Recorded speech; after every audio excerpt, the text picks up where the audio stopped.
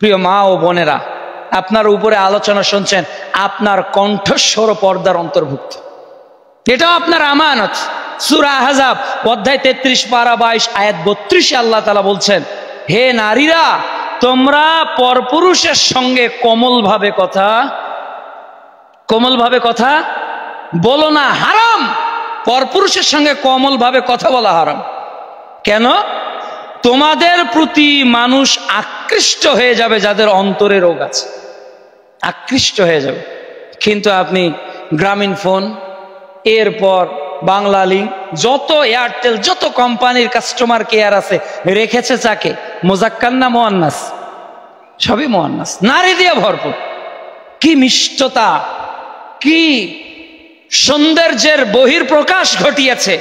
এগুলো হারাম, হারাম, হারাম।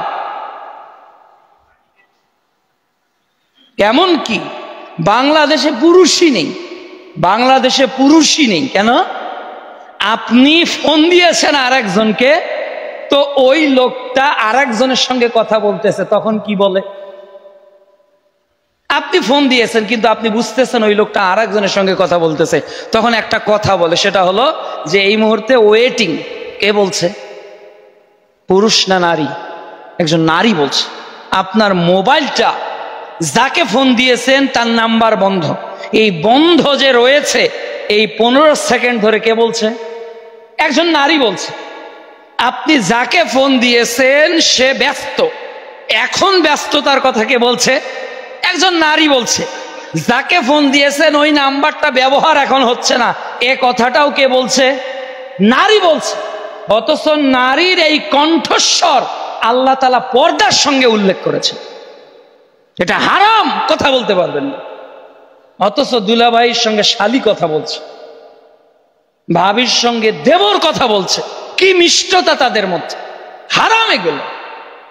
এরপর আল্লাহ তাআলা বলছে, তুমি বাড়িতে থাকো, বাইরে বের হয়ো না। এটা পরের আয়াত, সূরা আহজাব অধ্যায় 22 পারা 22 অধ্যায় 33 আয়াত 33, যে অকর্ণা ফি বুয়ুতিকুন্না। তাহলে এই যে আমানত, আপনারা কতটুকু রক্ষা করতে পারেন? আপনার জবান দিয়ে আপনার কোনো চাচাতো ভাই, খালাতো ভাই, মামাতো ভাই, যে কেউ হোক, যে গায়রে মুহাররম, তার সঙ্গে কখনোই কমল কণ্ঠে কথা বলা যাবে না। এটা আল্লাহ রাব্বুল আলামিন নিষেধ করেছে।